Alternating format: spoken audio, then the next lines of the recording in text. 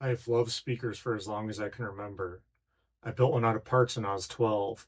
I still have it, and in this video, I'll show it to you. When I was a kid, our city had this. It was a city-wide spring cleanup. People would throw out furniture, appliances, but sometimes stereos and speakers. I'd hop on my bike and go speaker hunting and bring home every speaker that I found. Some worked, some didn't, but it certainly got me interested in speakers and electronics. The best pair I ever found was a Bang Olufsen MS-150s. I restored those and had them for years. I found Infinities, Polks, KLHs, Paradigms, JBLs. Unfortunately, not the L100s or the 4355s. This is just a small stack of magnets that I saved over the years, taking speakers apart as a kid. Eventually, I tried making my own. This masterpiece is made with enamel wire, cardboard, metal springs for suspension, and a magnet from a trash loudspeaker. It's not pretty, but technically it's a speaker. At its core, a speaker is just two things: a coil of wire and a permanent magnet. When you run an audio signal through the coil, which is just changing voltages and currents, it runs through the coil and creates a magnetic field that pushes and pulls against the permanent magnet. Push, the cone moves forward; pull, the cone moves back. Moving air is the sound. The lower the frequency, the more air needs to be moved for a given decibel level. That's why tweeter domes are very small and delicate and light, and subwoofer cones are huge with a lot of moving mass. The voice coil sits in this magnetic gap. The center is called a pull piece to assist in directing magnetic flux. It pushes and pulls as the voice coil electromagnetic field interacts with the permanent magnetic field, moving air and creating sound. Here's an example of a loose coil hooked up to an amp, and I'll move it towards the permanent magnetic field.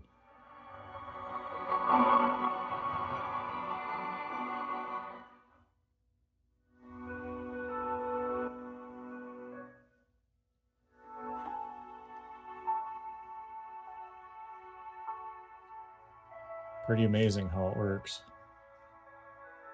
The electromagnetic field is just interacting with the permanent magnetic field. Here I am playing a 40 hertz bass signal.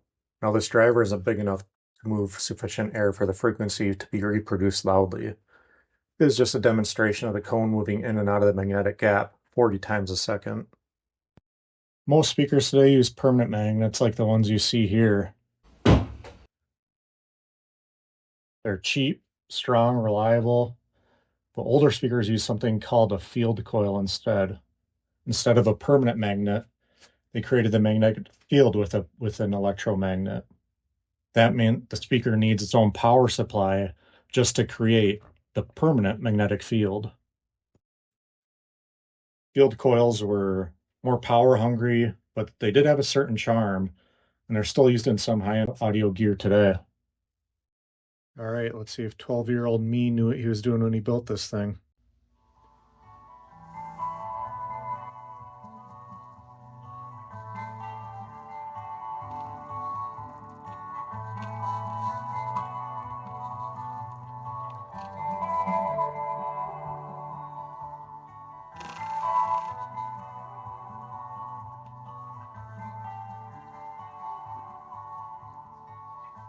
Now it rattles a little bit. Most speakers have a suspension system. These are called spiders. This is a dual mount, and that helps keep the voice coil centered in the tiny gap. It allows the cone to move up and down without scraping against the pull piece and the magnet. Now my tolerances are pretty tight here, so it does rattle a little bit, but hey, it works. Does it sound great? No, but it's fun. This is one of the first coils I ever wound. Came out to right at 4 ohms.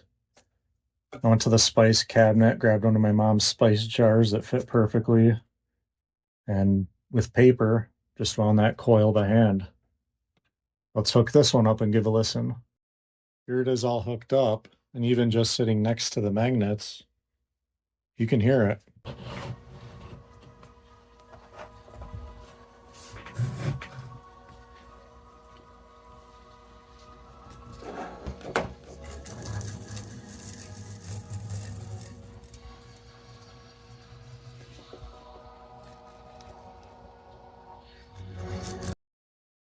An inductor is an electrical component that resists the change in current. Looks pretty similar to a voice coil, doesn't it? Well, it's pretty much the same thing, just enamel wire wrapped around. So let's give that a shot. I have 4 here wired in series just because the resistance was so low I didn't want to damage the amp. Let's try that.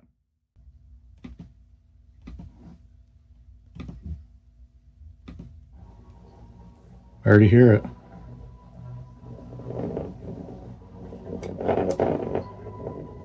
They're actually shaking from the bass.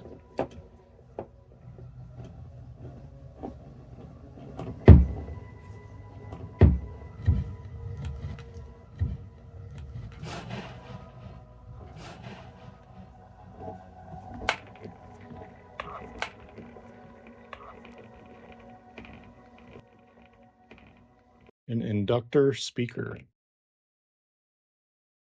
I wonder what my perfectly laid Tesla coil secondary would sound like. Just kidding. I'm not going to risk damaging this. Now, you may be saying to yourself, aren't motors just coils and magnets? Yep. And you can actually hook it up to an amp, play an audio signal through it, and you'll hear something come out. Just make sure to give the coil a resistance reading first, because some motors are really low ratings that can damage amps. But here we go.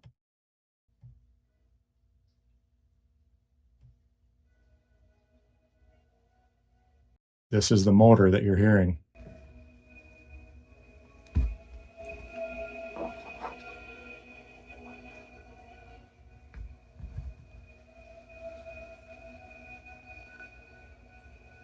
Now you may be wondering how wire can lay side by side like that without shorting out. I wondered the same thing when I was a kid.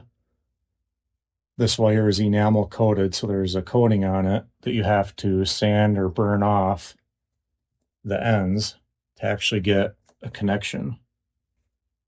So these can all touch, and there's no short in the coil. Here's a big subwoofer coil. You can see that's actually a blown spot. So that's where the enamel coating burned off from too much power and over excursion. So this coil is shorted, but on that side you can see the enamel still intact. A lot of what I showed you isn't really practical, but it's pretty cool. And it shows just how sensitive the interaction of magnetic fields can be.